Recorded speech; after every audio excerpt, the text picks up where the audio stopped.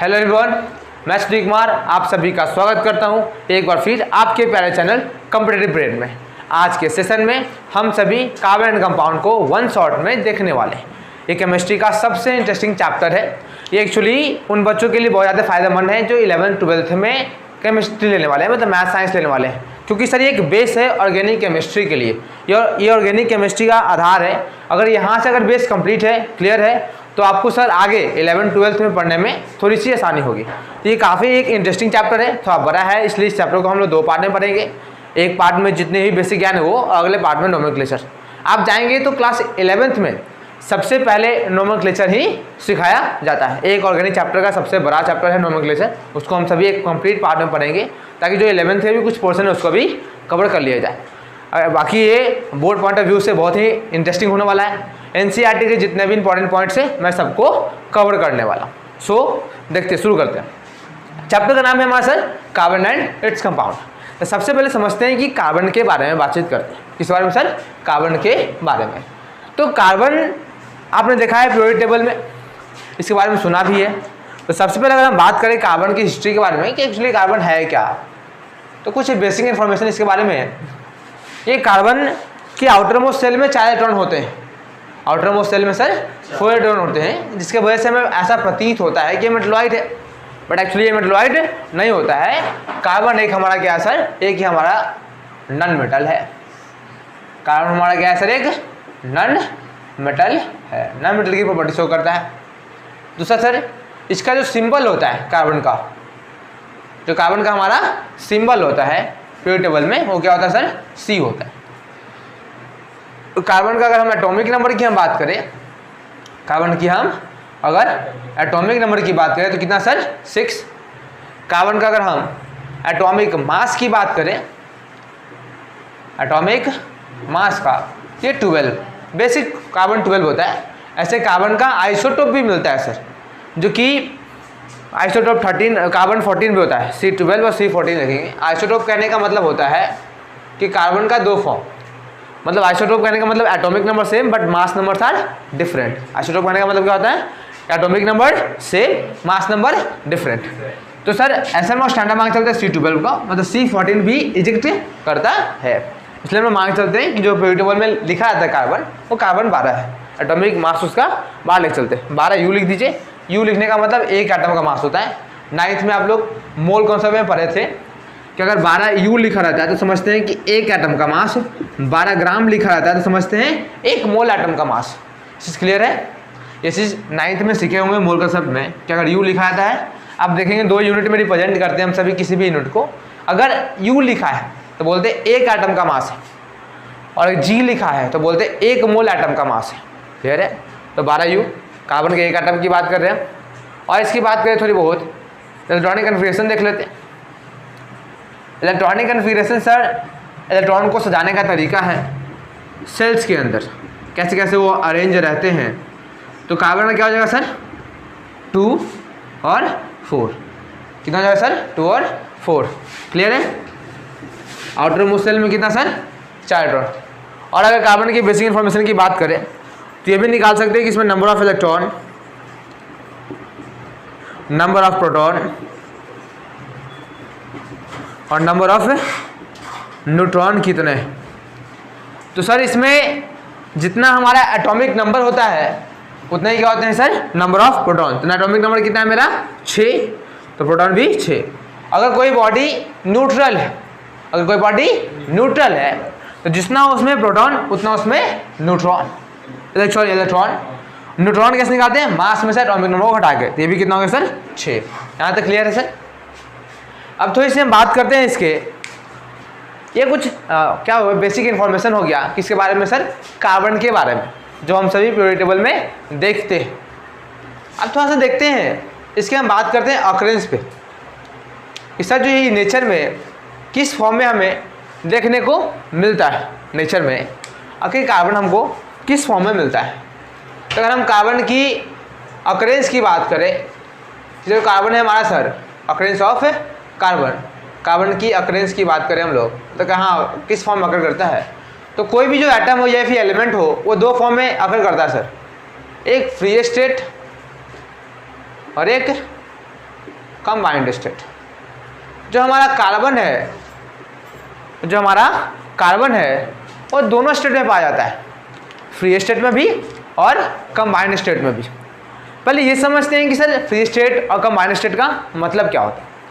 Free state कहने का मतलब अकेला पाना, मतलब हम एटमॉस्फेयर में आपकी सराउंडिंग में अकेले एग्जिस्ट करते हैं, जैसे गोल्ड, सिल्वर, ये जो है सराउंडिंग में अकेले एग्जिस्ट करते हैं सर, फ्री स्टेट में पाए जाते हैं। क्यों भाई? ये लिस्ट एक्टिव होते हैं, लोग जल्दी इंटरेक्ट नहीं करते हैं किनसे सर? मॉइस्चर से, एयर से, वाटर से, जो आपके सराउंडिंग में जो एक्सटर्नल फैक्टर है उससे ये इंटरेक्ट नहीं करते हैं, इसलिए हमारे सोसाइटी में ये फ्री स्टेट में पाए जाते हैं इन्वायरमेंट में सर। इसलिए इनका इस्तेमाल हम सभी गोल्ड और सिल्वर का ऑर्नामेंट्स बनाने में करते हैं। अगर सपोज कीजिए कि गोल्ड भी हाईली रिएक्टिव मेटल होता तो ऑर्नामेंट्स नहीं बनाते, वो तो आज पहनते हैं, वाटर कॉन्टैक्ट में आता और तुरंत खराब हो जाता, उसके ऊपर एक लेयर चढ़ जाता, उसकी साइन अपीयरेंस घट जाता। मेटल एक लिस्ट एक्टिव मेटल होता है, मतलब वो जल्दी, जो गोल्ड है वो लिस्ट एक्टिव है, इस वजह से उसका हम लोग ऑर्नामेंट्स बनाते हैं ताकि वो रिएक्ट ना करे और हमारे जो ऑर्नामेंट्स है, जो मेटल की प्रॉपर्टी है साइन अपीयरेंस रखने की, लक्चर प्रॉपर्टी जो बोलते हैं, वो दिखते रहे। क्लियर है?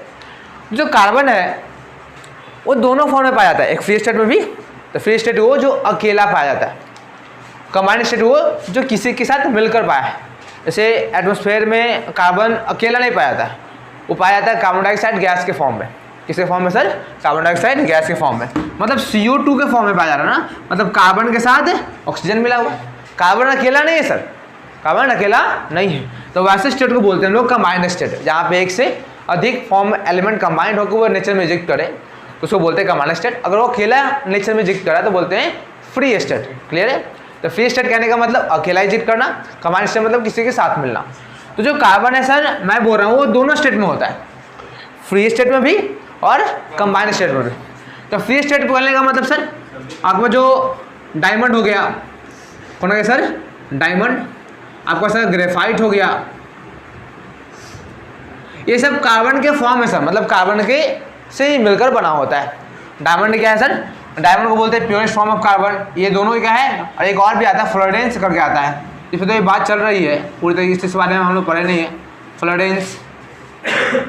फ्लोरेंस होता है। क्लियर है? तो ये जो तीनों है, ये तीनों क्या है? कार्बन का ही फॉर्म है और ये सर फ्री स्टेट में पाया जाता है। और जो कंबाइंड स्टेट में पाया जाता है कहाँ, तो वो बोलते हैं हम लोग क्या सर? मिनरल्स। कार्बन के जितने मिनरल्स हैं वो सब कंबाइंड स्टेट में पाए जाते हैं। या फिर से एक CO2 गैस जो हो गया आपको एटमॉस्फेयर में, देख रहे हैं किसमें है? कंबाइंड स्टेट में। क्लियर है यहाँ तक? फ्री स्टेट कंबाइंड स्टेट में कोई दिक्कत नहीं। अब क्या ये तीनों डायमंड, ग्रेफाइट, फ्लोरेंस, तीनों सर एक कार्बन का फॉर्म है, मतलब कार्बन का स्ट्रक्चर से पता है। इसको हम लोग पढ़ेंगे एलोट्रॉप में। एलोट्रॉप एक कार्बन की प्रॉपर्टी है जिसमें कहते हैं कोई एक पार्टिकुलर एलिमेंट अलग अलग फॉर्म में एग्जिस्ट करता है। ठीक है? जैसे कोई एक टीचर जो होता है वो अलग अलग रूप में दिखता है, जैसे कभी वो स्टूडेंट होता है, कभी वो जैसे हम as a student, as a teacher, कभी एज अ सन, मतलब एक पार्टिकुलर बंदा 3 रूप में काम कर रहा है। तो हमारा जो केमिकल कंपोजिशन है वो तो हम सेम है सर, जो बॉडी का कंपोजिशन है, बट हमारा जो अपीयरेंस है वो अलग अलग है। क्या है सर? अपीयरेंस अलग अलग है, कहीं पे कुछ है सर। क्लियर है? तो वैसे को हम लोग बोलते हैं एलोट्रॉप्स। तो ये सब कार्बन के एलोट्रॉप्स ही हैं जिनके केमिकल प्रॉपर्टी सेम होता है बट फिजिकल प्रॉपर्टी अलग अलग होता है। सब कार्बन का एक प्योरेस्ट फॉर्म है। प्योरेस्ट फॉर्म क्यों कहते हैं, इस पर भी हम लोग चर्चा करेंगे। थोड़ा सा हम लोग बात करते हैं ये कार्बन के कंपोजिशन पे। ये कार्बन का कंपोजिशन क्या है सर? कंपोजिशन ऑफ कार्बन मतलब कि जो कार्बन होते हैं हमारे, कंपोजिशन ऑफ कार्बन। अब कार्बन का मात्रा हमें कहाँ कहाँ कितने अमाउंट में मिलता है? तो सर अगर एटमॉस्फेयर में देखें तो बता दिए एटमॉस्फेयर में वो कौन सा गैस है जो सबसे अधिक मात्रा में पाया जाता है? एटमॉस्फेयर में ऑक्सीजन जो सबसे अधिक मात्रा में पाया जाता है। नाइट्रोजन गैस सर 78% उसके कंपोजिशन होता है और ऑक्सीजन का 21%। ये दोनों मिलकर ही 99% का कॉम्बिनेशन कर देता है और बाकी जो गैसेज होते हैं वो सब 1% के अंदर आते हैं, मतलब कार्बन डाइऑक्साइड गैस भी 1% के अंदर ही आता है। बट फिर भी सर कार्बन का एक चैप्टर बना, पर नाइट्रोजन कहाँ चैप्टर पढ़ा? हम लोग पढ़े कभी नाइट्रोजन एंड इट्स कंपाउंड? नहीं सर।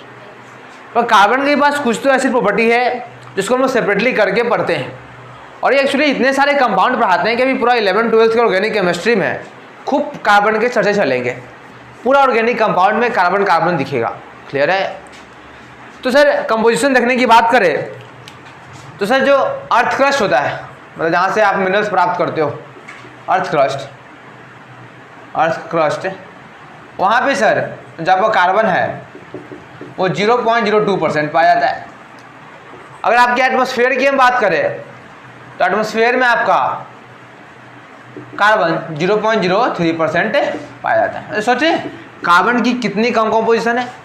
इतने कंपोजिशन कम होने के बाद भी इसकी वैल्यू बहुत है कि नहीं? यहाँ तक समझते हैं? यहाँ तो कोई दिक्कत है किसी को? चलिए अब सर ये बात हम करते हैं कि आखिर कार्बन में ऐसा क्या खास बात है, कार्बन में आखिर ऐसा क्या खास बात है सर जिसके वजह से कार्बन को हम एक सेपरेट करके पढ़ रहे हैं और बाकी अदर कंपाउंड को तो हम लोग सेपरेट नहीं करने का। तो सर एक बोलते हैं वर्सटाइल, मतलब यूनिक प्रॉपर्टी है कार्बन के पास।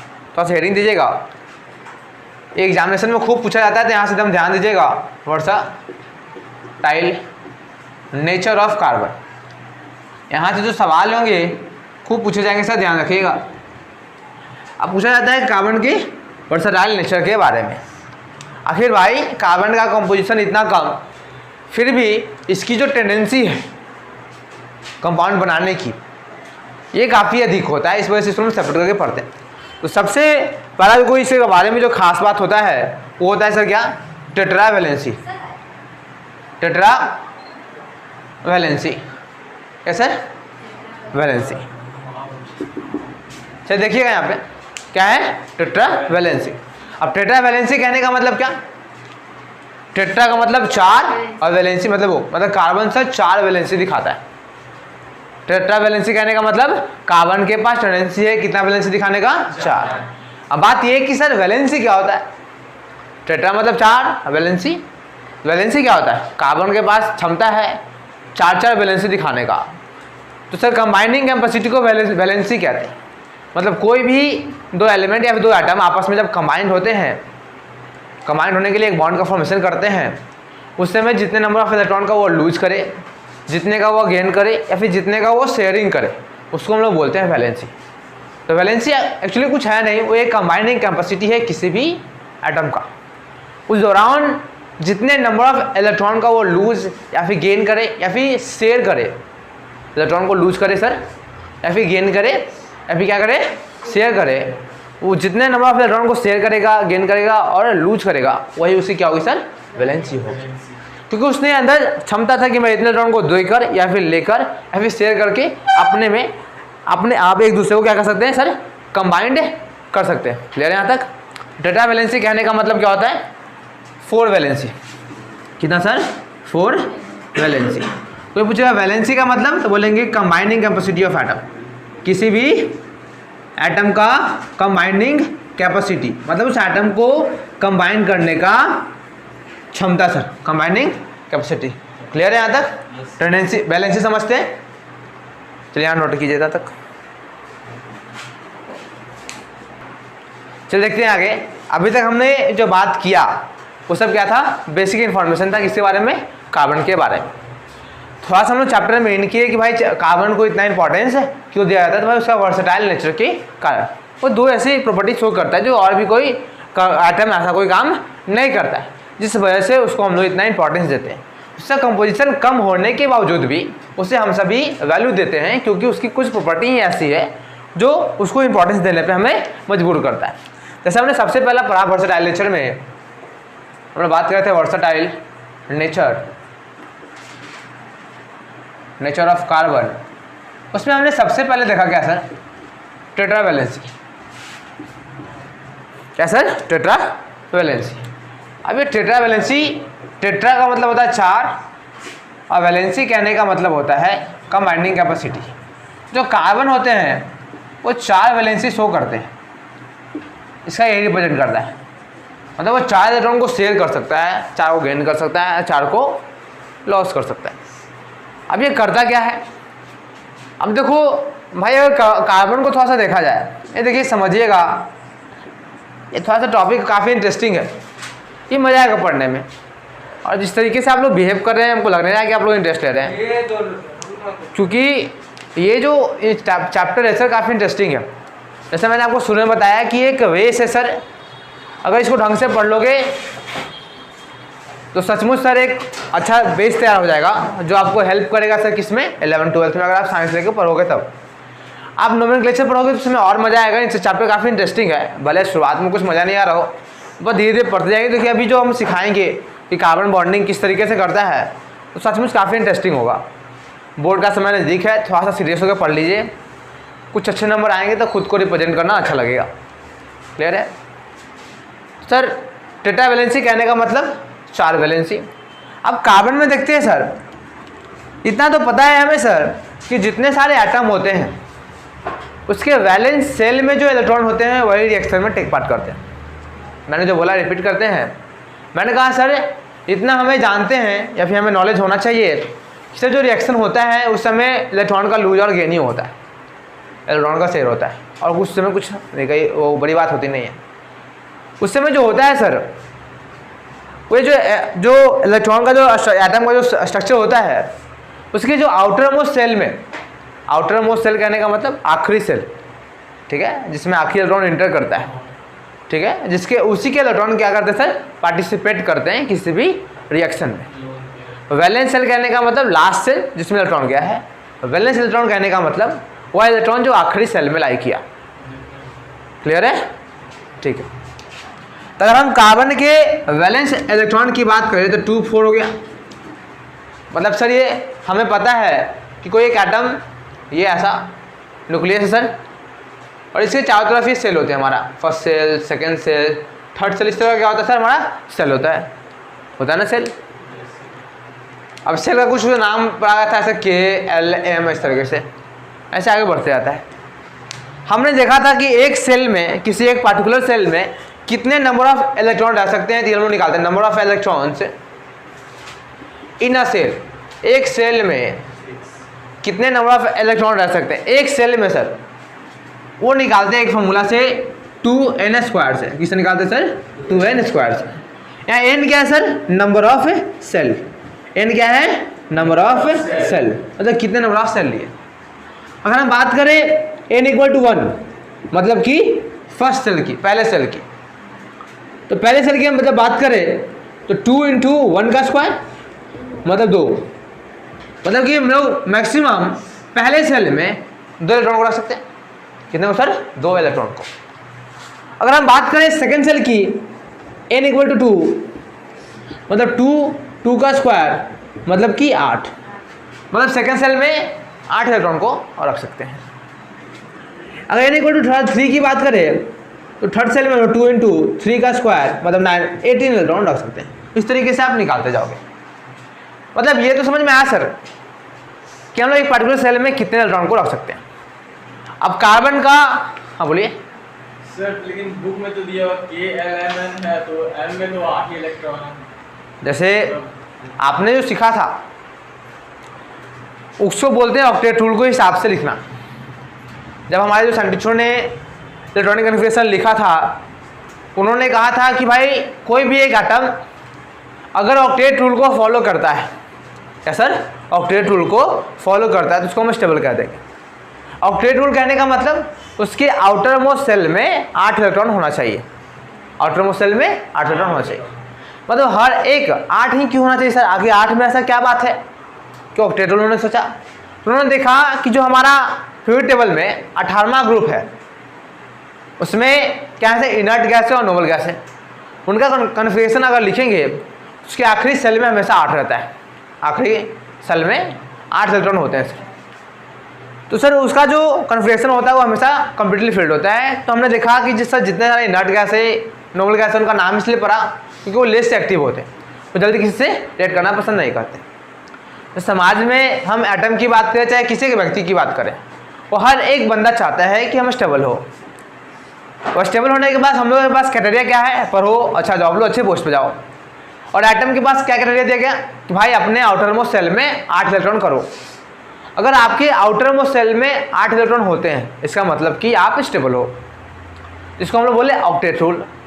तो सब जितने सारे एलिमेंट है उसके लिए आया रूल ऑक्टेट रूल कि जो एलिमेंट जो अपने आउटर मोस्ट सेल में 8 इलेक्ट्रॉन कर लेगा उसको हम लोग कहेंगे स्टेबल, जिनका नहीं रहेगा वो स्टेबल करने के लिए रिएक्शन करते हैं। 8 नहीं है तो 8 पाने के लिए कुछ लूज करेंगे, 8 पाने के लिए कुछ गेन करेंगे, 8 पाने के लिए शेयरिंग करेंगे। तो आउटर मोस्ट सेल में क्या करेंगे सर 8 इलेक्ट्रॉन। हाइड्रोजन और हीलियम को छोड़ के बाकी जितने सारे आपके एलिमेंट दिखेंगे वो सब ऑक्टेट रूल को फॉलो करते हैं। हाइड्रोजन और हीलियम जो होते हैं वो डुप्लेट फॉलो करते हैं क्योंकि उनमें मैक्सिमम 2 इलेक्ट्रॉन हो पाएगा ना। हीलियम कहने का मतलब, हाइड्रोजन कहने का मतलब एटॉमिक नंबर 1, तो उसमें नंबर ऑफ इलेक्ट्रॉन 1, तो कहाँ से 8 इलेक्ट्रॉन आएगा? वो तो हमेशा पहले ही सेल में आ जाएगा। पहले सेल में मैक्सिमम कितना आ सकता है सर 2 इलेक्ट्रॉन, तो डुप्लेट फॉलो करता है। हीलियम का भी एटॉमिक नंबर 2 और नंबर ऑफ इलेक्ट्रॉन 2। जब कोई भी बॉडी न्यूट्रल होता है उसमें जितना एटॉमिक नंबर होता है उतना ही प्रोटॉन की संख्या, उतना ही इलेक्ट्रॉन की संख्या। क्लियर है सर? तो इसमें ऑक्टेट रूल को फॉलो करेंगे या ये जैसे ये मैंने बताया कि एक पर्टिकुलर सेल में कितने मैक्सिमम नंबर ऑफ इलेक्ट्रॉन को आप रख सकते हो, और जो आप ऑक्टेट रूल सीखे हो, ऑक्टेट रूल फॉलो सब करता है, स्टेबिलिटी चेक करने के लिए उसका इस्तेमाल भी करते हैं। बट जब आप इलेक्ट्रॉनिक कन्फिगरेशन लिखोगे तो जो आप पढ़े हो 2 8 8 करके, ये बस 20 तक ही वैलिड है, 20 के बाद ये वैलिड नहीं है। आखिर ऐसा क्यों हुआ कि 20 के बाद ये वैलिड नहीं है? क्योंकि सर 20 के बाद जो एलिमेंट आते हैं वो डी ब्लॉक के अंदर आते हैं, और डी ब्लॉक के जितने सारे एलिमेंट है वो वेरिएबल वैलेंसी शो करते हैं। वेरिएबल कहने का मतलब उनके पास टेंडेंसी है मोर देन 1 इलेक्ट्रॉन को। जैसे आप आयरन की बात करें और डी ब्लॉक में लाई करता है, एटॉमिक नंबर 26 होता है, और वैलेंसी 2 भी शेयर कर सकता है और 3 भी शेयर कर सकता है। उसकी वैलेंसी 2 भी होती है, 3 भी होती है। इसका मतलब को सर जहाँ पे 2 देने की जरूरत वहाँ 2 देकर भी कंबाइन कर रहा है, और जहाँ 3 देने की बात वहाँ 3 देकर भी कंबाइन कर रहा है। तो अगर आउटर मोस्ट सेल में हमारा 2 होगा तो 2 लूज करना था।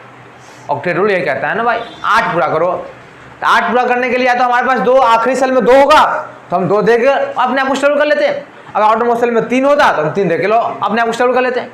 2 और 3 दोनों तो नहीं हो सकता आउटर मोस्ट सेल में, अरे हो सकता है नहीं। तो 20 के बाद इलेक्ट्रॉनिक कन्फिगरेशन कैसे लिखेंगे? तो आता है SPDF रूल। क्या आता है सर? SPDF rule.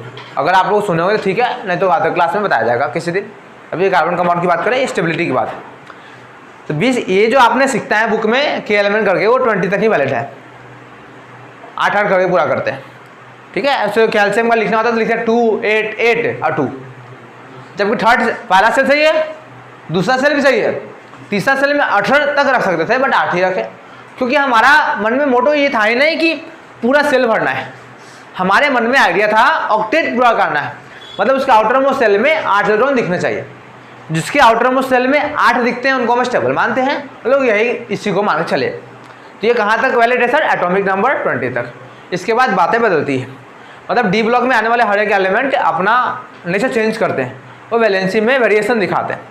मैग्नीज है शायद, मैग्नीजी है शायद एमन, वो 1 से ज़्यादा 6 तक दिखाता है वैलेंसी, मतलब 1 भी दोगे तो बॉन्ड बना लेगा, 6 भी दोगे तो बॉन्ड बना लेगा, 5 भी दोगे तो बॉन्ड बना लेगा। मतलब किसी का आउटर मोस्ट सेल में 1 से 6 तक होता है क्या? नहीं। अगर 6 होगा तो ऑक्टेट पूरा करने के लिए तुमको 2 चाहिए, तुम्हारे वैलेंसी 2 होने चाहिए थे। मैंने बताया वैलेंसी क्या सर? कंबाइनिंग कैपेसिटी, मतलब कंबाइन करते समय आप जितने नंबर ऑफ इलेक्ट्रॉन का लूज करेंगे, गेन करेंगे, शेयर करेंगे, वही क्या हो जाएगी सर? उसकी वैलेंसी हो जाएगी। क्लियर है? यहाँ तक समझते हैं? हाँ, तो कार्बन का वैलेंस इलेक्ट्रॉन कितना है सर? 4। क्लियर है? अब सर इसको स्टेबल होने के लिए हमने कहा स्टेबल होने के लिए इसको ऑक्टेट रूल को फॉलो करना पड़ेगा। क्यों सर?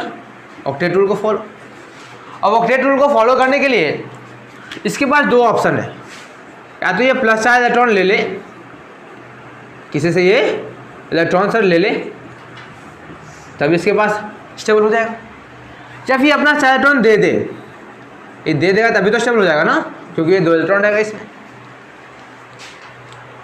क्लियर है? मतलब सर हमने जैसे अभी हमने इससे पहले हम पढ़ के आते हैं क्या कि जिसके आउटर मोस्ट सेल में 1 2 3 इलेक्ट्रॉन होता है वो लूज कर देता है, जिसके आउटर मोस्ट सेल में 5 6 7 होता है वो गेन करता है। ऐसा क्यों सर? अगर 1 है तो उसको ऑक्टेट पूरा करने के लिए 7 की ज़रूरत है और 1 देने की बात है, तो आसान कौन है सर? देखिए केमिस्ट्री एक भाषा हमेशा कहता है कि जहाँ पे एनर्जी ज़्यादा खर्च हो रहा है उस काम को हम प्रेफर नहीं करेंगे, और जो काम सबसे आसान तरीके से हो जाए वो हम करेंगे, उसके लिए चाहे रूल को क्यों ना तो ना पड़ जाए, हम कंसीडर करेंगे एक्सेप्शन के रूप में, बट हम एनर्जी को अधिक अमाउंट में खर्च नहीं करेंगे। तो जहाँ जो काम को करने के लिए अधिक अमाउंट ऑफ एनर्जी लगने लगता है वो काम केमिस्ट्री में प्रेफर नहीं होता है। वो रूल तोड़ के सर वो कम वाला काम करेगा और एक्सेप्शन के रूप में उसको कंसीडर कर लेगा। ये केमिस्ट्री का भाषा है, जैसा जहाँ तक मैंने पढ़ के एनालाइज किया उसको। ठीक है सर। तो सर मैंने कहा कि अगर आउटर मोस्ट सेल में किसी का 1, 2 या फिर 3 इलेक्ट्रॉन हो, 1, 2 या फिर 3 इलेक्ट्रॉन हो, तो ये सर इलेक्ट्रॉन को लूज करते हैं और अपने आप को स्टेबल करते हैं।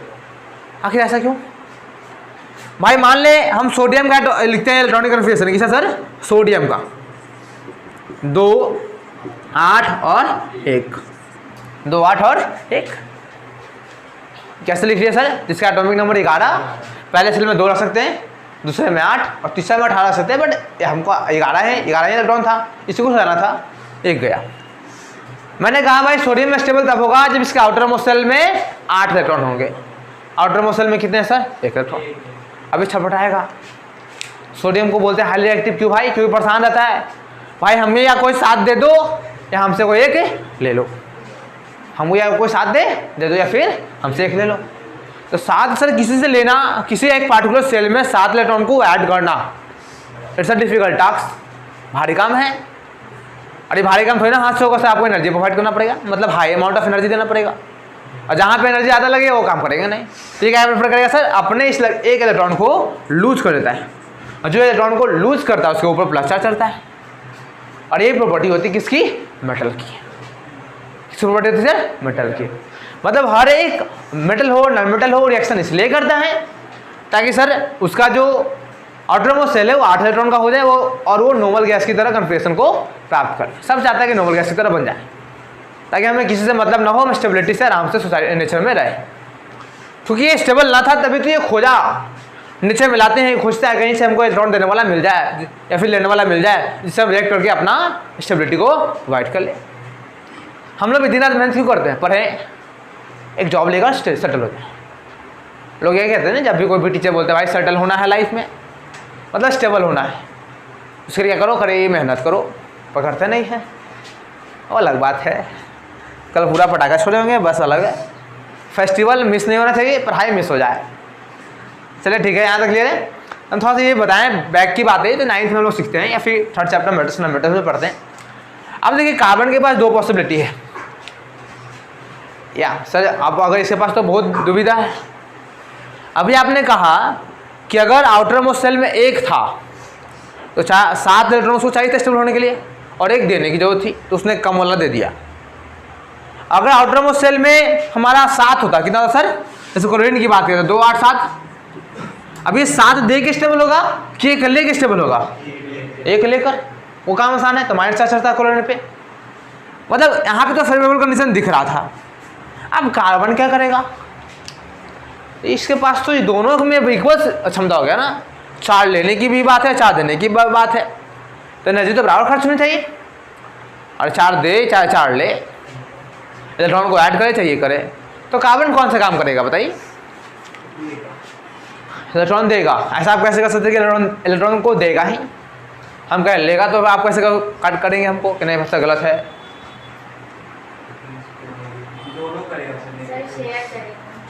हाँ सर, शेयर करता है। कार्बन ना तो लेता है और नहीं तो देता है। ऐसा नहीं कि जिसका आउटर मोस्ट सेल में है और 4 है वो हमेशा शेयर नहीं करेगा। कोई कोई ऐसे भी है जो +4 -4 भी बनाता है, मतलब 4 इलेक्ट्रॉन को देगा तो +4 और 4 को लेगा तो -4। बट कार्बन ना तो शेयरिंग करता है, सॉरी शेयरिंग करता है, ना लूज करता है ना गेन करता है। भाई ऐसा क्यों? ऐसा क्यों सर? तो समझते हैं, बहुत इंटरेस्टिंग कॉन्सेप्ट है, समझिएगा। अब इन्होंने कहा कि सर शेयरिंग करता है। अच्छा, आप जानते हैं क्या कि ऐसा क्यों बोले? ऐसे ही मतलब जानते हैं कि या फिर फैक्ट भी जानते हैं कि आखिर शेयरिंग ही क्यों करता है? फैक्ट जानते हैं सर। जैसे आपने देखा होगा कि कार्बन के जितने भी कंपाउंड बनते हैं ऑर्गेनिक केमिस्ट्री में, ऑर्गेनिक केमिस्ट्री एक्चुअली क्या है? जैसे 11th में जाएंगे तो बोलेंगे ऑर्गेनिक केमिस्ट्री, ऑर्गेनिक केमिस्ट्री वो सारे कंपाउंड जो हम लोग प्लांट एंड एनिमल से मिलता है, या फिर वो सारा कंपाउंड जो जिसमें कार्बन है।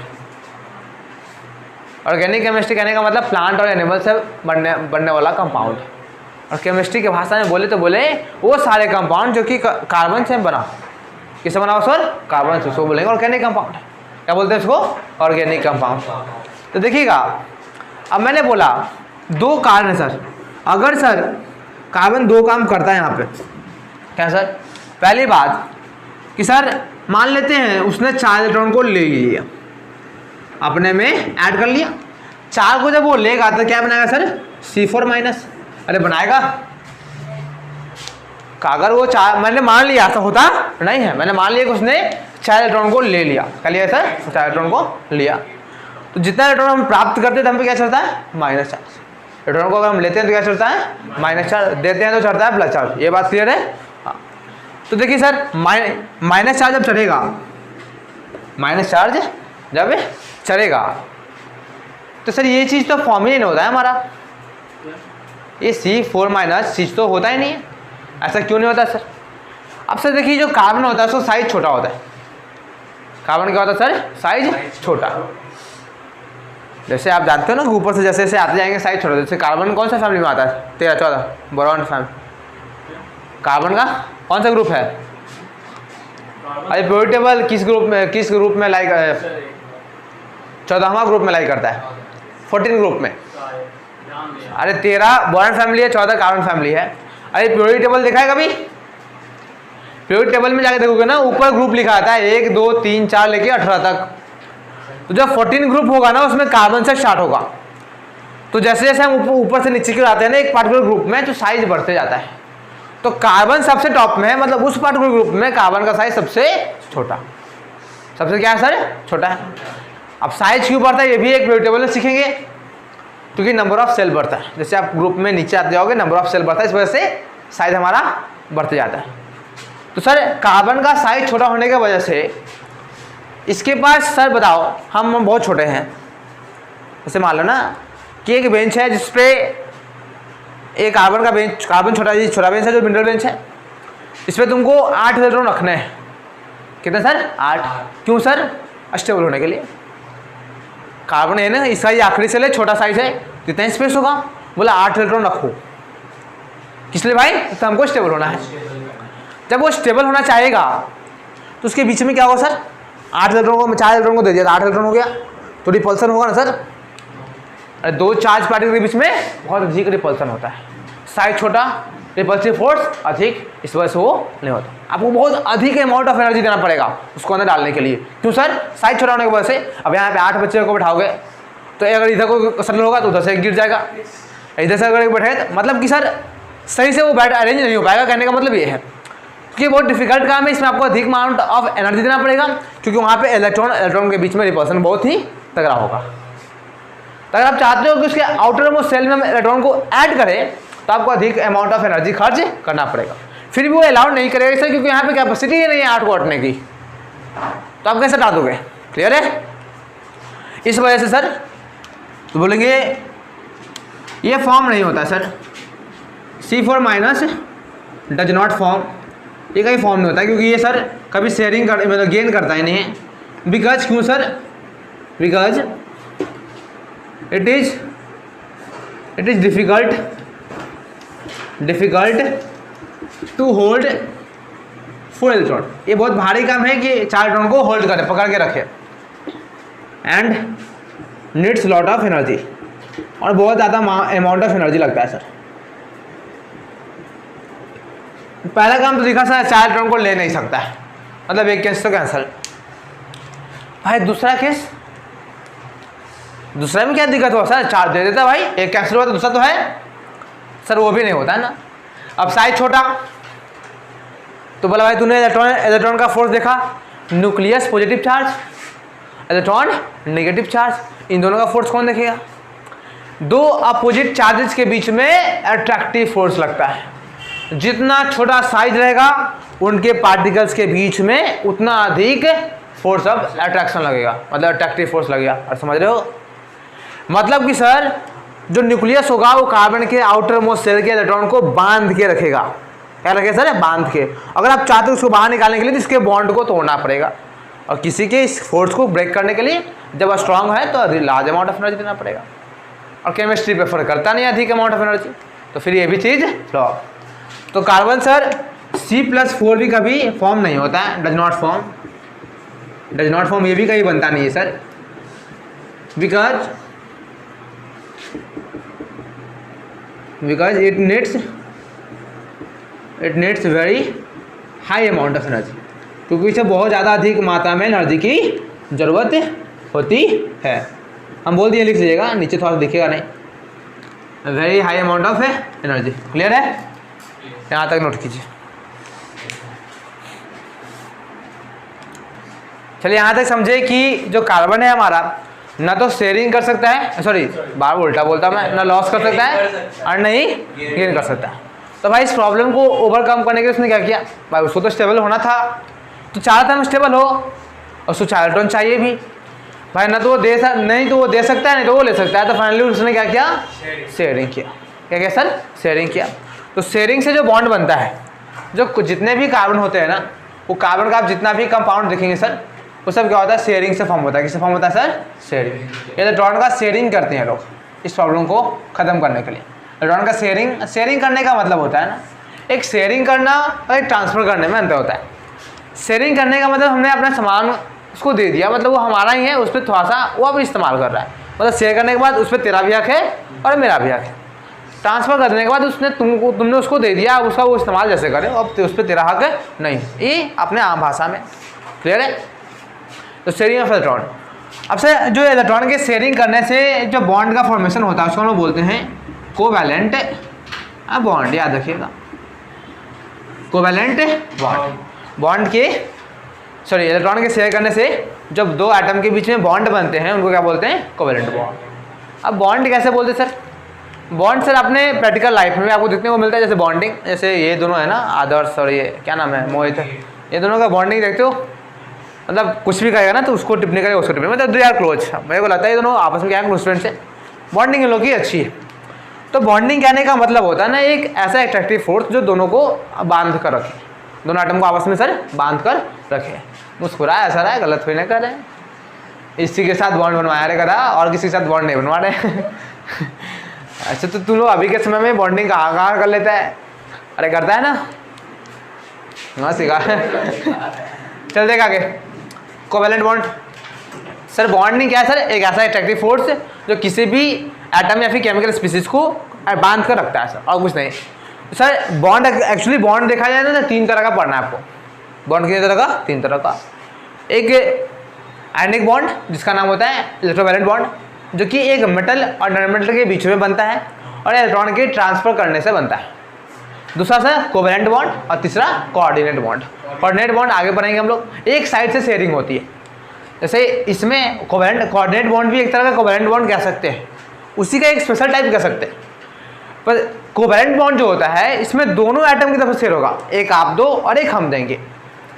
पर जो कोऑर्डिनेट बॉन्ड होगा उसमें एक तरफ से शेयरिंग होगा। कहने का मतलब आपके पास कुछ इलेक्ट्रॉन एक्स्ट्रा रहा और हमारे पास कम रहा था, तो आपने तो हमसे कुछ शेयरिंग करके तो बना लिया, बट आपके शेयरिंग करने की वजह से हमारा नहीं बना।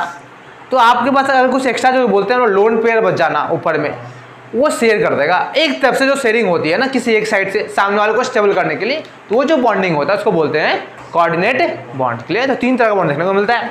तो जितने भी कार्बन के कंपाउंड है हमारे, वो सब कोवैलेंट बॉन्ड बनाते हैं। एक ऐसे बनता था इलेक्ट्रॉन के शेयरिंग से। क्लियर है? अब हम कोवैलेंट बॉन्ड की बात करें तो हमने बोला कि शेयरिंग ऑफ इलेक्ट्रॉन से जो बॉन्ड बनता है वो क्या है? Covalent bond. इसका डेफिनेशन लिख लेंगे, सच टाइप ऑफ बॉन्ड, या फिर हाँ मतलब कहेंगे एक ऐसा इस तरह का बॉन्ड जो कि इलेक्ट्रॉन के शेयरिंग से फॉर्म होता है, उसको बोलते हैं कोवैलेंट बॉन्ड। अगर हम कोवैलेंट बॉन्ड की टाइप्स की बात करें, किसी बात करें sir, types of covalent bond, covalent bond की हम टाइप्स की बात करें बोलेंगे, ऐसे लिखेंगे, such type of bond due to which is formed due to sharing of electron, जो फॉर्म होता है इलेक्ट्रॉन के शेयरिंग की वजह से। क्लियर है? अब हम बात करते हैं टाइप्स ऑफ कोवैलेंट बॉन्ड। तो सबसे पहले ऐसा 3 तरह का कोवैलेंट बॉन्ड देखने को मिलता है। एक हम लोग बोलते हैं single covalent bond, single covalent bond. एक को हम लोग बोलते हैं डबल कोवैलेंट बॉन्ड, लिखिएगा CB मतलब covalent bond, double covalent bond, और ये ट्रिपल कोवैलेंट बॉन्ड। क्लियर है? क्या सर? एक single covalent bond, double covalent bond और ये ट्रिपल कोवैलेंट बॉन्ड। बात करते हैं सर ये सिंगल कोवैलेंट बॉन्ड क्या है हमारा, single covalent bond, single covalent bond क्या है। अब सिंगल कोवैलेंट बॉन्ड कहने का मतलब एक एक इलेक्ट्रॉन का शेयरिंग करना, या फिर हाँ ठीक है सच एग्जाम्पल हो सकता है। हाँ H2 हाँ एकदम बिल्कुल, H2 होगा, Cl2 होगा। सच टाइप ऑफ बॉन्ड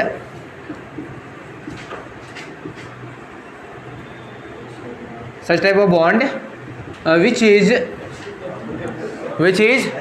सुन ले, which is formed due to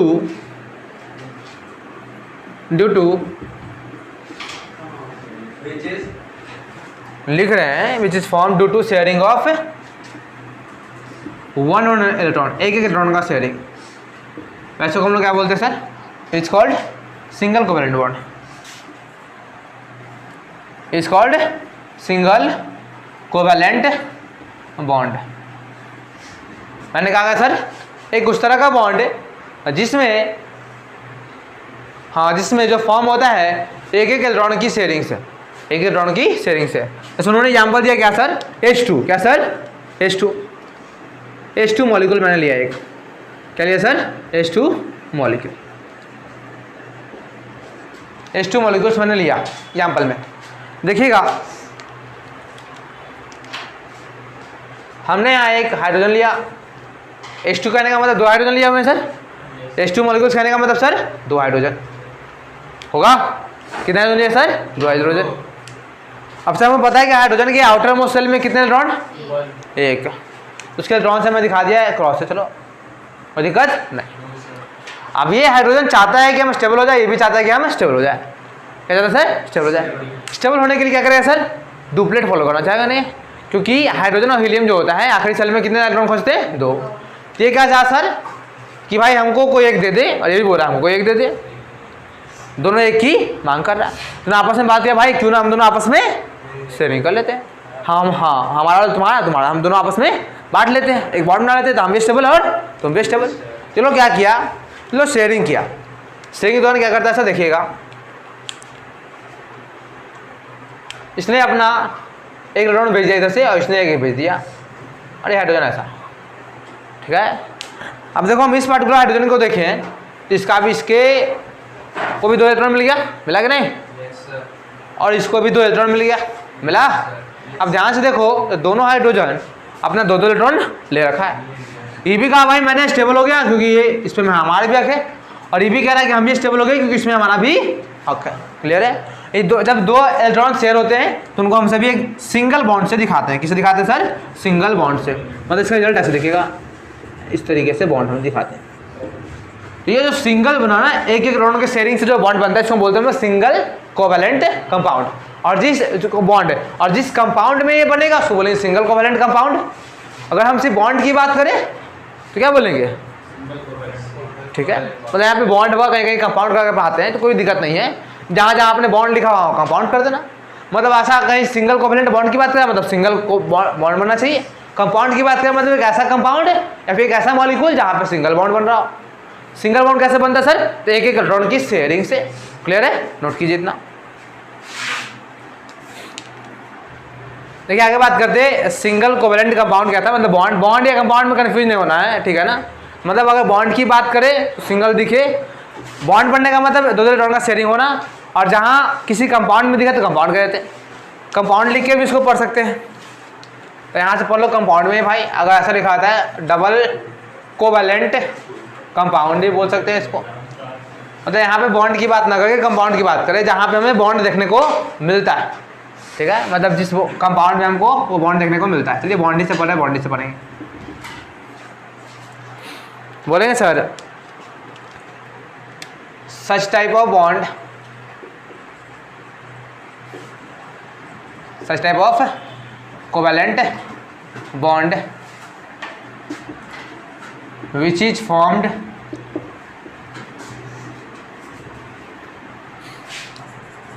due to sharing of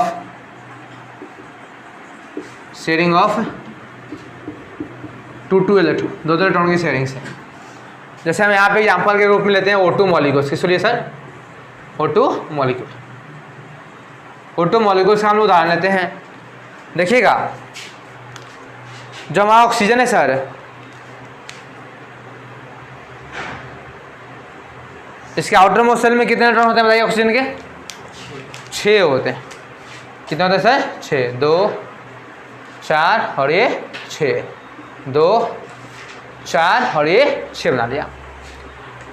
कोई दिक्कत? आउटर मोस्ट सेल में जो इलेक्ट्रॉन पाए जाते हैं मतलब बैलेंस इलेक्ट्रॉन, वही टेक पार्ट करते हैं केमिकल रिएक्शन में। तो सर देखिएगा अभी ऑक्सीजन के आउटर मोस्ट सेल में 6 इलेक्ट्रॉन है और ये चाहता है स्टेबल होना, मतलब कहता है कि हमारे आउटर मोस्ट सेल में 8 इलेक्ट्रॉन होना चाहिए, बट इसके पास होता है नहीं। तो क्या करेगा सर? ये भी 8 खोजता है, ये भी 8 खोजता है, दोनों क्या करेगा? शेयरिंग करेगा।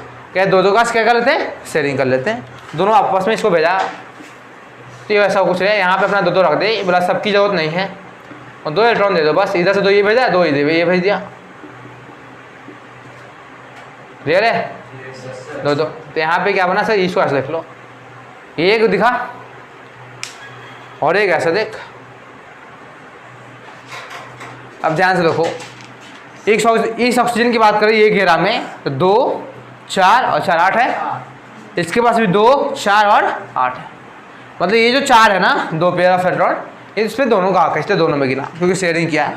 ये बन कैसे जाएगा सर? ये बनेगा, शेयरिंग को हम लोग ऐसे दिखाते हैं, एक बॉन्ड बनने के लिए 2 इलेक्ट्रॉन का शेयर होना जरूरी है। तो ये O2 कैसे बनेगा? ऐसे। O2 मॉलिक्यूल्स का स्ट्रक्चर ये। क्लियर है? देखिए यहीं पे अगर हम बात करें किसकी, यहीं पे लिख देते हैं, लंबा क्यों खींचते हैं? Triple covalent bond, triple covalent bond. अब देखिएगा सर, जहाँ पे आपने लिखा है शेयरिंग ऑफ 2 इलेक्ट्रॉन, वहाँ क्या कर देंगे? Sharing of 3 electron. डेफिनेशन ये लिख लेंगे। हम यहाँ पे एग्जाम्पल देते हैं। देखिएगा एग्जाम्पल में क्या, एग्जाम्पल में N2 मॉलिक्यूल्स, क्या sir? N2 molecules, N2 molecules का हम लोग बात करते हैं। ठीक है सर? नाइट्रोजन के आउटर मोस्ट सेल में कितने इलेक्ट्रॉन होते हैं? नाइट्रोजन के आउटर मोस्ट सेल में कितने इलेक्ट्रॉन? 5। आप लोग नहीं जानते हैं, आप लोग नहीं बोलते हैं। मैंने 2 यहाँ बनाया और 2 यहाँ। कोई दिक्कत? स्टेबल होने के लिए 8 इलेक्ट्रॉन, मतलब ये 3 का डिमांड करेगा सर। कितना कहेगा? 3। ये 5 है, कितना चाहिए सर? 3। इसको भी 3 चाहिए, आपस में क्या करेगा सर? शेयरिंग करेगा 3 का। तो कैसे बनेगा सर? यहाँ से इसने शेयरिंग किया अपना 3 और यहाँ से ये शेयरिंग कर दिया और ऐसा कुछ। क्लियर है? ये 3 का शेयरिंग कर दिया है। अब ध्यान से देखो, 8 बना, 2 इसका यहाँ और 6 यहाँ, 6 2 8 और ये 6 2 8 और एक शेयरिंग से मतलब एक पेयर से एक बॉन्ड, दूसरा पेयर से, पेयर मतलब जोड़ा, एक जोड़ा दिख रहा है, दूसरा जोड़ा और तीसरा जोड़ा, बॉन्ड बना दो। ट्रिपल बॉन्ड दिखा आपको? नोट कीजिए यहाँ तक। अभी हमने बात किया गया सर बॉन्ड के बारे में। अब कुछ ऐसे कंपाउंड को हम लोग देखते हैं जिनमें कोवैलेंट बॉन्ड बनता है, उसके स्ट्रक्चर को ड्रॉ करके तो देखते हैं। इससे कुछ कंपाउंड का हम नाम लिखते हैं, जैसे CO2, H2O, NH3, CH4। ये तो ऑर्गेनिक कंपाउंड में आता है, एसोसिएटेड कंपाउंड। इसमें बहुत सारे कंपाउंड अभी देखने को मिलेंगे, बट ये कुछ 4 बेसिक कंपाउंड जिससे हम लोग समझ जाएंगे कि किस तरीके से कंपाउंड फॉर्म हमारा होता है। ऐसे बहुत सारे हैं। देखिएगा सबसे पहले हम बात करते हैं CO2 का। मैंने बोला CO2 एक कोवैलेंट बॉन्ड कंपाउंड है, इसका मतलब इसमें कोवैलेंट बॉन्ड बनता होगा। कोवैलेंट बॉन्ड बनने का मतलब इसमें इलेक्ट्रॉन का शेयरिंग होता होगा। क्लियर है? इसमें जो सेंट्रल एटम है कार्बन, उसको बीच में लिख लो। बोला ऑक्सीजन 2 गो है, एक ऑक्सीजन इधर से डालिए, एक इधर से डालिए। कोई दिक्कत? कुछ को इधर से जाए, कुछ को इधर से डालिए। अब देखिएगा ऑक्सीजन के आउटर मोस्ट सेल को हम ऐसे दिखा रहे हैं डॉट से, outer most electron co dot से सजाया। इसमें कितने होते हैं? 6। कोई दिक्कत? कार्बन में आउटर मोस्ट सेल में कितने इलेक्ट्रॉन? 4। कितने सर? 4। उसको मैंने क्रॉस से दिखा दिया, डॉट से दिखाया किसके? ऑक्सीजन के आउटर मोस्ट सेल के इलेक्ट्रॉन के और क्रॉस से कार्बन के आउटर मोस्ट सेल में जो इलेक्ट्रॉन होते हैं उसको। अब सर ये जो कार्बन भाई है ये कह रहा भाई मेरे को 4 इलेक्ट्रॉन चाहिए खुद को स्टेबल करने के लिए। इसने कहा मेरे को 2 चाहिए तभी तो 8 होगा। सब 8 खोजता है, सब क्या चाहता है ऑक्टेट सर। ये भी कह रहा है हमको तो कितना चाहिए 2 इलेक्ट्रॉन। इसने कहा भाई तू अपना तो हमको देते हम तेरे को दे देते हैं, और आपस में बातचीत करके क्या किया सर शेयरिंग कर लिया। तो शेयरिंग किस तरीके से करेगा देखिएगा, ये जो ऑक्सीजन है ये अपना 2 दे देगा और कार्बन का 2 इधर से आ जाएगा, और कार्बन का 2 इधर चला जाएगा और ऑक्सीजन का यहाँ, और बाकी जो बच जाएंगे इस तरीके से। कोई दिक्कत क्या देखना मेरा सर, इधर से ये 2 शेयर किया, इधर से ये 2 शेयर किया, इधर से इसने 2 शेयर किया और इसने किया। तो जो हमारा बॉन्ड बना देखो कैसा, ऑक्सीजन को देखे तो ये 8 बना है ऑक्सीजन का, 4 2 6 2 8। कार्बन को देखो 2 4 6 8, क्लियर है। इस ऑक्सीजन को देखो इस तरीके से बनाना है एग्जामिनेशन में, ये पार्ट है। पहले वैलेंस शेल दिखाना, फिर बाद में ये सर्कल भी दिखाना कि देखो भाई ऑक्सीजन जो है उसका आउटर मोस्ट सेल में मैंने 8 इलेक्ट्रॉन बना दिया। हम मतलब उसी में डायरेक्ट ये नहीं करना है ना, ये स्टेप गायब करे तो कर सकते, मतलब ये भी कौन सी बड़ी बात है, कर देना। ऐसे ये दिखाना जरूर है कि सबके 8 मैंने पूरा करा दिया, ये सर्कल घेरा जरूरी है सर। उसके बाद सर जो बीच में आएंगे, देखिए 2 ओवरलैप किया है ना, ये दोनों के बीच में आया और ये भी दोनों में आया, वो शेयर पेयर इलेक्ट्रॉन होते हैं और एक पेयर से एक बॉन्ड बनता है।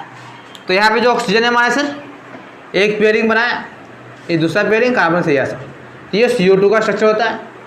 और ऑक्सीजन पे अगर लोन पेयर भी दिखा सकते हैं, इस पर 2 लोन पेयर देखो, ये जो बच जाता है ना उसको लोन पेयर बोलते हैं। वो पेयर ऑफ इलेक्ट्रॉन जो कि रिएक्शन में टेक पार्ट नहीं किया या फिर बॉन्डिंग में टेक पार्ट नहीं किया, उसको क्या बोला लोन पेयर। तो लोन पेयर को भी दिखा सकते हैं, ऐसे नहीं भी दिखाएं चलेगा। तो CO2 का स्ट्रक्चर ऐसा होता है। एक और हम लोग देख लेते हैं,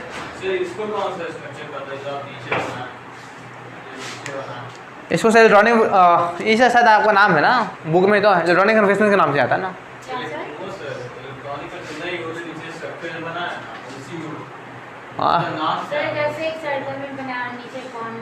हाँ ये बॉन्डिंग वही है जो क्या बोलते हैं शेयरिंग पेयर से जो बॉन्ड बनता है।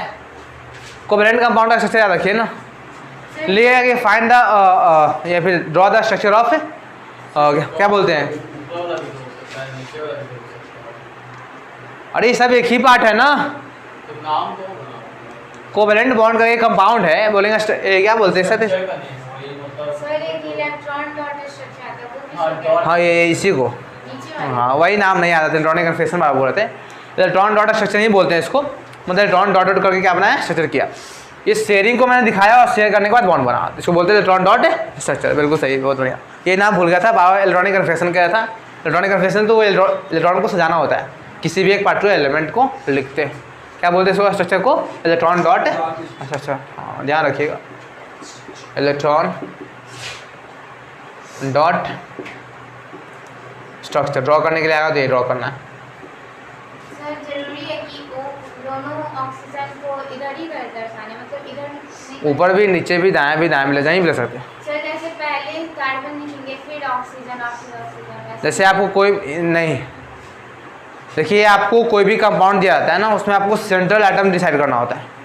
सेंट्रल मतलब जो बीच में लाई करेगा स्ट्रक्चर के, उसको डिसाइड करने का तरीका होता है जो कम नंबर में हो, जिसका En का वैल्यू कम हो, इलेक्ट्रोनेगेटिविटी।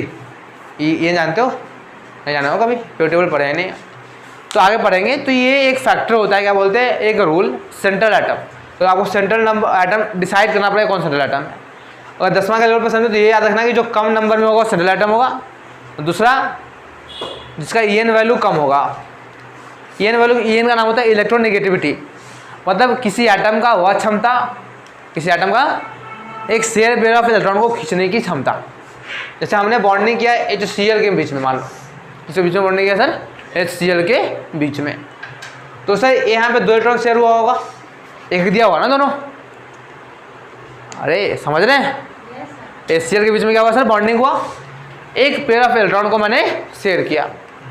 तो शेयर किया तो सर हमारे दृष्टिकोण से कि भाई बराबर का बंटवारा हुआ है तो कहीं बीच में दोनों इलेक्ट्रॉन लाई कर रहा होगा इस तरीके से, बट एक्चुअली ऐसा दिखता नहीं सर। एक्चुअली में आपको 2 इलेक्ट्रॉन यहाँ दिखेंगे, ऐसा क्यों, कि जो इलेक्ट्रोनेगेटिविटी का वैल्यू है En का Cl का वो ज़्यादा होता है, मतलब इसके पास अधिक क्षमता है एक शेयर पेयर ऑफ इलेक्ट्रॉन को खींचने का। अगर कोई बोले En को डिफाइन करो इलेक्ट्रोनेगेटिविटी को, तो बोलते हैं टेंडेंसी मतलब क्षमता to attract share pair of electron, share pair of electron, जो इलेक्ट्रॉन को मैंने जोड़ा को शेयर किया है उसको खींचने की क्षमता, उसको बोलते हैं En। और इसकी अगर हम देखें क्या सर, क्या है सबसे अधिक फोन कॉल, फोन क्या रखिएगा, फोन कॉल। सबसे अधिक En किसका होता है, फ्लोरीन का, उसके बाद किसका होता है, ऑक्सीजन का, उसके बाद किसका होता है, नाइट्रोजन का, उसके बाद क्लोरीन, इसके बाद ऐसे चलता है। तो ये 4 ऐसे होते हैं जिनका En वैल्यू काफ़ी अधिक होता है। क्या सर, फोन कॉल से याद रखते हैं, ठीक है। तो सर कोई भी स्ट्रक्चर खींचना है हमें, तो कौन से बीच में रखे, ये तो साइड वाले को ऊपर नीचे भी रख सकते थे, टेढ़ा लगा भी रख सकते हो, तो कोई दिक्कत नहीं है। बट हाँ, एक कार्बन को और 2 ऑक्सीजन को साथ में नहीं रख सकते। ऐसा क्यों नहीं भाई, तो सेंट्रल एटम को बीच में रखते हैं। वो कैसे डिसाइड करते हैं, जो स्ट्रक्चर में कम नंबर ऑफ एटम होगा जिसका, इसमें ऑक्सीजन 2 है, कार्बन 1 है, तो एटम कार्बन क्या है sir, come number of atom है, और दूसरा En देखते हैं। तो En का आपको ये खास तौर पर याद रखिएगा, फोन कॉल इतना सा काम हो जाता है। हाँ, उसी को लेंगे। देखो कार्बन है क्या कहीं, नहीं, ऑक्सीजन का ज़्यादा होता है, उसको मैंने कंसीडर नहीं किया, तो जिसका En वैल्यू कम होता है उसको, ठीक है, यहाँ तक नोट कीजिए।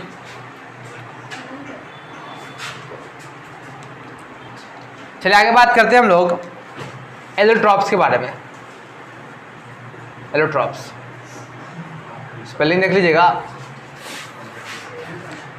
ये क्या होता है सर, तब स्टार्टिंग में जब हम लोग पढ़ रहे थे फ्री स्टेट और कंबाइंड स्टेट, वहाँ पे थोड़ा सा मैंने इसकी बात की थी, जिक्र मैंने किया था। उसमें मैंने बताया था आपको कि कार्बन जो होता है अलग अलग फॉर्म में पाया जाता है। तो सर इस तरीके का ये प्रॉपर्टी है, ऐसा बोलते हैं द प्रॉपर्टी ऑफ सब्सटेंस। ये क्या है, तो किसी भी सब्सटेंस की property of substance due to विच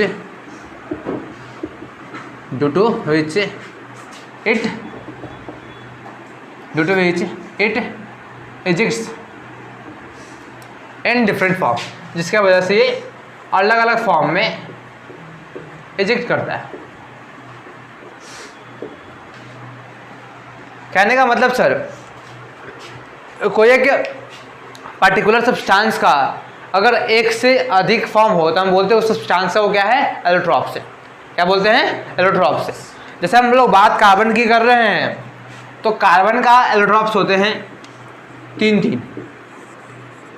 एक डायमंड, कार्बन का ही फॉर्म है, एक ग्रेफाइट, कार्बन का ही फॉर्म है, और एक फ्लोरेंस। स्पेलिंग देख लीजिएगा, स्पेलिंग आगे पीछे हो जाता है, फ्लोरेंस देख लीजिएगा ना, फ्लोरेंस, ठीक। हाँ, चल देखें यहाँ पे ये 3 क्या होता है सर, हमारे कार्बन का एलोट्रॉप्स है, मतलब कार्बन का ये रूप है। अब तीनों को पार्टिकुलर हम लोग समझते हैं, ज़्यादा कुछ नहीं, इस पर ध्यान रखिएगा, सबकी प्रॉपर्टी पे सवाल आ सकता है, कौन सा कैसा स्ट्रक्चर दिखाता है, इस पर सवाल बनेगा। तो सबसे पहले हम लोग बात करते हैं, हेडलाइन लगाइएगा डायमंड के। सर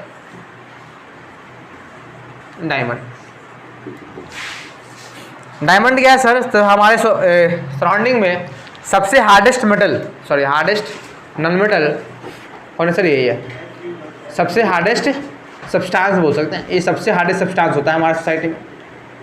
इससे हार्डेस्ट मतलब इससे कड़ा सब्सटेंस कोई नहीं है। अरे क्या बात है, हार्डेस्ट सब्सटेंस मतलब मैं कह रहा हूँ जो डायमंड है वो सबसे हार्डेस्ट सब्सटेंस है। ये एक्चुअली कह सकते हैं ना कि एक एक्सेप्शन भी है डायमंड, क्योंकि हम लोग क्या पढ़े हैं कि जितने भी नॉन मेटल होते हैं वो सॉफ्ट होता है। ये जो डायमंड है वो एक कार्बन का फॉर्म है और सबसे हार्ड सब्सटेंस है। मतलब आपके सराउंडिंग में जितने भी सब्सटेंस एग्जिस्ट करते हैं उसमें सबसे कोई भारी वस्तु है तो यही है, सबसे कड़क, ठीक है। और इसको क्या बोलते हैं, it is purest form of carbon. Carbon का ये क्या है, प्योरेस्ट फॉर्म, मतलब सबसे शुद्ध, प्योर है, मतलब ये सिर्फ कार्बन से ही मिलकर बना और इसमें और किसी चीज़ का मिक्सचर नहीं है। अब भाई इस चीज़ को आप कैसे आइडेंटिफाई किए कि सिर्फ कार्बन से मिलकर बना। इस चीज़ को परखने के लिए हम सभी डायमंड को, ये हम देखिए समझिएगा क्या बताना चाह रहे हैं, डायरेक्ट मुद्दा लीजिएगा। हमें ये आपने कहा कि जो सब्सटेंस है वो कार्बन का प्योरेस्ट फॉर्म है। ये आप कैसे कर सकते हैं कि जो डायमंड है सिर्फ कार्बन का ही, उसमें और कुछ नहीं है। तो इस चीज़ को टेस्ट करने के लिए हम सब इसका ऑक्सीजन से रिएक्ट आते हैं। किससे आते हैं सर? ऑक्सीजन से रिएक्ट आते हैं। तो जो एक प्रोडक्ट निकलता है, क्या निकलता है सर? CO2 gas. क्या निकला? CO2 gas. यही हमें प्रमाण देता है कि इसमें सिर्फ कार्बन ही है, क्योंकि अगर सिर्फ इसमें कार्बन है तभी तो ये ऑक्सीजन से रिएक्ट करके क्या बना है? CO2। अगर इसमें कार्बन के अलावा भी कुछ और होता, समझ रहे हैं? यहाँ पे अगर हमारा क्या गैस निकला? CO2 gas. हमें पता है कि कोई कार्बन अगर O2 गैस से रिएक्ट करता तो क्या बनाता सर? CO2। इसका मतलब कि इसमें सिर्फ कार्बन ही है, इसलिए वो O2 से रिएक्ट जब किया है क्या बना सर? CO2। अगर इसमें कार्बन के अलावा कुछ और होता, कार्बन के अलावा कुछ और होता तो प्रोडक्ट में कुछ और भी मिलता। तो ये रिएक्शन करने के बाद हम लोगों ने एनालाइज किया कि जो हमारा कार्बन है या फिर कार्बन के जितने भी एलोट्रोप्स मैंने देखा वो सब क्या है sir? Purest form of carbon है, मतलब सिर्फ वो कार्बन से मिलकर ही बना हुआ होता है। यहाँ तक क्लियर है? देखिएगा और इसकी प्रॉपर्टी की बात करें थोड़ा सा। ये सर टेट्राहेड्रल स्ट्रक्चर होता है। कैसा सर? Tetrahedral structure. स्ट्रक्चर कैसा होता है? Tetrahedral structure. क्लियर है? टेट्राहेड्रल स्ट्रक्चर कहने का मतलब क्या होता है? देखिएगा थोड़ा सा यहाँ पे साइड में सब कह रहे हैं टेट्राहेड्रल स्ट्रक्चर का क्या मतलब, तो देखना टेट्राहेड्रल कहने का मतलब होता है कि one carbon is surrounded by, मतलब घिरा होना, 4 अदर कार्बन, बाकी के 4 अदर कार्बन से वो घिरा हुआ होना चाहिए। एक कार्बन जो है बाकी अदर 4 कार्बन से घिरा होना चाहिए कुछ इस तरीके से। यहाँ पे कोई एक कार्बन मान लें, ऐसे ऐसे ऐसे, और ये जो स्ट्रक्चर होता है इसको हम लोग बोलते हैं टेट्राहेड्रल स्ट्रक्चर। ये 3D इमेज होता है, मतलब एक बाहर की ओर, एक अंदर की ओर, और एक दो साइड में, एक बाहर की ओर और एक अंदर की ओर, एक अंदर की ओर जाता है। 3D टेट्राहेड्रल करने का मतलब ये कार्बन ये 3D होता है, ऐसे पॉसिबल नहीं है। एक ऐसे ये बाहर की ओर एक निकलेगा, एक अंदर की ओर रहेगा और 2 साइड में रहेगा, मतलब इस तरह का जो स्ट्रक्चर आपको दिखेगा उसको हम क्या कहते हैं सर? टेट्राहेड्रल। इसमें एक कार्बन 4 अदर कार्बन से घिरा हुआ है। प्लस के साइन से कैसे? ये नहीं, इसको कुछ और बोलते टी से बोल देते थे, नहीं टी बोलते थे इसको टेट्राहेड्रल लिखने के लिए ऐसे ही लिखते हैं 4। हाँ, इसे ही दिखाइएगा इस तरीके से, ठीक है? मतलब एक अंदर की ओर आता है, एक बाहर की ओर आता है निकला हुआ, चारों एक प्लेन में लाइन है। अच्छा, अगर तू प्लस साइन दिखा देगा तो चारों एक प्लेन में आ जाएगा ना। मैं अगर प्लस तो बोला क्या कि प्लस वो ले सकते या नहीं, तो ये नहीं ले सकता सर, एक प्लेन में आ गया ना। 3D फिगर कभी एक प्लेन में आता है? अरे एक पार्टिकुलर प्लेन में आ गया ना, ये सब एक ऐसे आ गया, इस एक एक्सिस पे एक वाई एक्सिस पे आ गया। मैं बोला 3D है, एक बाहर की ओर आता है, एक अंदर की ओर आता है, तो वो कहाँ से आ पाएगा यहाँ पे? मजा, वो 3D डायमेंशन होता है टेट्राहेड्रल। आप सर्च कीजिएगा तो टेट्राहेड्रल स्ट्रक्चर दिखेगा आपको। क्लियर है यहाँ तक? चलिए और देखिएगा, यहाँ तक नोट कर लीजिए पहले। चलिए 4 प्रॉपर्टी बात की, 5वां प्रॉपर्टी देखिए। मैंने कहा सर कि ये जो डायमंड होता है ना आपका, वो टेट्राहेड्रल होता है। कहने का मतलब ये 4 कार्बन से घिरा हुआ होता है। 4 कार्बन से घिरा हुआ होने का मतलब ये पार्टिकुलर जो कार्बन है, यहाँ पे जो कार्बन है वो 4 अदर कार्बन से घिरा हुआ है। मतलब जो इसकी वैलेंसी है वो कम्प्लीटली फिक्स है, ऐसा ही नहीं रहता है। यहाँ पे अदर कार्बन वो भी 4 से घिरा रहेगा, फिर यहाँ कार्बन वो भी 4 से ऐसे घिरा रहेगा। बहुत लंबा स्ट्रक्चर होता है ये, ठीक है? इस तरह का, मतलब कोई भी कार्बन के पास वैलेंसी खाली नहीं है, नो वैलेंसी। मतलब जितने इसके पास 4 पॉसिबल इलेक्ट्रॉन थे, 4 उसने शेयर कर रखा है। मतलब इसके पास एक भी फ्री इलेक्ट्रॉन्स नहीं है, खाली इलेक्ट्रॉन्स है क्या आपके पास? जितने सारे इलेक्ट्रॉन्स एक कार्बन के पास होने चाहिए थे वो सब इसने क्या कर दिया है? शेयर कर दिया है, शेयर करके बॉन्ड बना रखा है। तो ये जो पार्टिकुलर जो डायमंड है, जो इसके स्ट्रक्चर है, इसमें एक भी हमें फ्री इलेक्ट्रॉन्स नहीं मिलता है। अगर फ्री इलेक्ट्रॉन्स नहीं है इसका मतलब कि सर ये एक क्या है? इंसुलेटर है। क्योंकि हमें पता है कि जिस पार्टिकुलर सब्सटेंस में फ्री इलेक्ट्रॉन्स होते हैं वो इलेक्ट्रिसिटी को कंडक्ट करता है, तो उनको हम लोग क्या कहते हैं? कंडक्टर। इसके अंदर फ्री इलेक्ट्रॉन्स नहीं है, इसलिए क्या है हमारे सर? एक इंसुलेटर। ये क्या है हमारा सर? इंसुलेटर। क्लियर है? इसलिए क्या है हमारा? इंसुलेटर। क्लियर है यहाँ तक? ये बात ध्यान रखिएगा कि जो कार्बन होता है, सॉरी जो ये डायमंड होता है, इसके पास एक भी फ्री इलेक्ट्रॉन्स नहीं होते हैं। इस वजह से ये क्या होता है, हमारा एक इंसुलेटर होता है। क्लियर है। अब अगला देखते हैं हम लोग, इसको लिख देते हैं, कोई बड़ी बात नहीं है। अगला जो होता है हमारा ग्रेफाइट होता है। क्या होता है? ग्रेफाइट।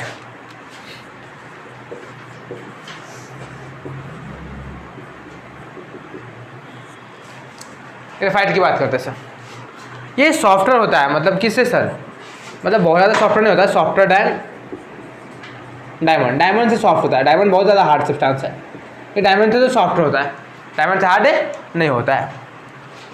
दूसरी बात करें तो ये सर इसका स्ट्रक्चर क्या होता है, तो it is surrounded by 3 carbon, 3 carbon से घिरा होता है। इसमें जो एक पार्टिकुलर कार्बन होता है, जैसे 1 कार्बन, एक कार्बन जो होता है इज सराउंडेड बाय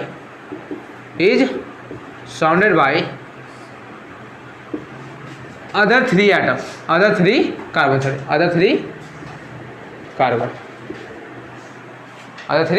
कार्बन।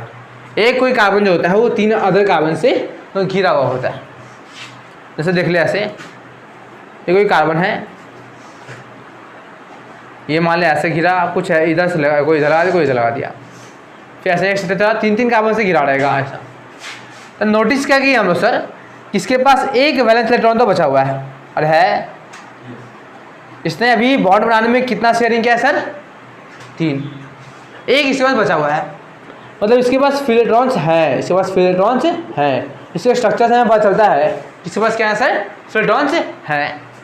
इसके पास अगर फ्री इलेक्ट्रॉन्स हैं तो ये क्या है सर, एक कंडक्टर है, क्योंकि जिस सब्सटेंस में फ्री इलेक्ट्रॉन्स होते हैं वो कंडक्टर का काम करता है, और उसके थ्रू इलेक्ट्रिसिटी कंडक्ट होता है। इसलिए हम लोग एक सवाल ये पूछा जाता है बोर्ड वगैरह में कि बताओ भाई कि जो कार्बन है, कार्बन के 2 इलेक्ट्रॉन्स पर है, ग्रेफाइट और डायमंड, जबकि डायमंड इलेक्ट्रिसिटी को कंडक्ट नहीं करता है, जबकि ग्रेफाइट करता है। भाई दोनों एक ही मटेरियल से बना हुआ है, बट फिर भी एक करता है एक नहीं करता। उसके पीछे कारण ये है कि डायमंड में एक भी फ्री इलेक्ट्रॉन्स नहीं था, और ग्रेफाइट में फ्री इलेक्ट्रॉन्स है, जिस वजह से इलेक्ट्रिसिटी को क्या करता है, कंडक्ट करता है, डायमंड नहीं करता है। और इसकी अगर प्रॉपर्टी की बात करें हम, तो और इसकी प्रॉपर्टी में क्या लिखेंगे सर, इसको हम सब यूज़ करते हैं, it is used as lubricant. ये लुब्रिकेंट के लिए इस्तेमाल किया जाता है। ये लुब्रिकेंट नहीं समझते हैं, फ्रिक्शन वगैरह पढ़ा है कभी? फ्रिक्शन में लुब्रिकेशन करने से सरफेस को स्मूथ, एक ऐसा मतलब ना खींच कर सरफेस को स्मूथ करना, फ्रिक्शनलेस करना, फ्रिक्शन कम करना होता है ना, कहते हैं ना मोबिल वगैरह अप्लाई करके फ्रिक्शन को कम करते हैं, मतलब सरफेस को स्मूथ चिकना करने के लिए बोलते हैं लुब्रिकेंट करना।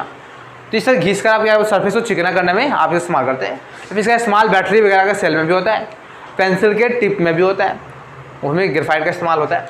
क्लियर है। इसका अगर स्ट्रक्चर की बात करें तो हम लोग बोलते हैं फ्लैट हेक्सागोनल स्ट्रक्चर। क्या बोलते हैं सर? Flat hexagonal structure. ठीक है, ऐसा कुछ रहता है। ये इधर से हेक्सागोनल बना ले और यहाँ से 3 कार्बन जुड़ा होता है, एक ऐसे, एक ऐसे और ये देखो। मैं कह रहा हूँ कि इसका जो स्ट्रक्चर होता है कैसा होता है? फ्लैट मतलब चलो देखो एक सीधा दिख रहा है, हेक्सागोनल स्ट्रक्चर मतलब हेक्सागोनल दिख रहा है। और ये हेक्सागोनल से ना 3 जुड़ा होता है ना, टेट्राहेड्रल है ना। अगर इस हम कार्बन की बात करें 1 2 3 से, यहाँ पे भी ऐसे जुड़ा रहेगा 3 से, एक इधर एक ऐसे और एक ऐसे 3, हर एक कार्बन ऐसे से 3 से जुड़ा रहता है। तो ये बोला इसमें जो होता है एक कार्बन जो होता है 3 से घिरा होता है, तो एक वैलेंस इलेक्ट्रॉन मिलता है। अदर हाँ सॉरी छूट गया है, अदर 3 कार्बन बोला था, मुझसे बोल दिए थे पर लिखने में। क्लियर यहाँ तक? इसको कहीं कहीं बुक में लिखा था ट्राइगोनल स्ट्रक्चर, उसकी भी बात यही होती है। क्या लिखा था है? ट्राइगोनल। एक्चुअली स्ट्रक्चर ऐसा ही दिखेगा। आप इस सबका स्ट्रक्चर यहाँ तो दिखाना पॉसिबल नहीं है बनाकर, तो आप जाइएगा तो इस सबका स्ट्रक्चर देखिएगा, थोड़ा सा कॉम्प्लेक्स होता है पर स्ट्रक्चर इसी तरीके का होगा जो मैं एक सिंगल यूनिट बना के दिखा रहा हूँ। बाकी इसी तरीके का क्या होता है? रिपीटेशन होता जाता है। ये सब कार्बन का ही फॉर्म होता है। क्लियर है यहाँ तक? एक और हो जाता है, उसके बारे में उतना कुछ जानते नहीं है, फिर भी देख लो थोड़ा बहुत बताते हैं।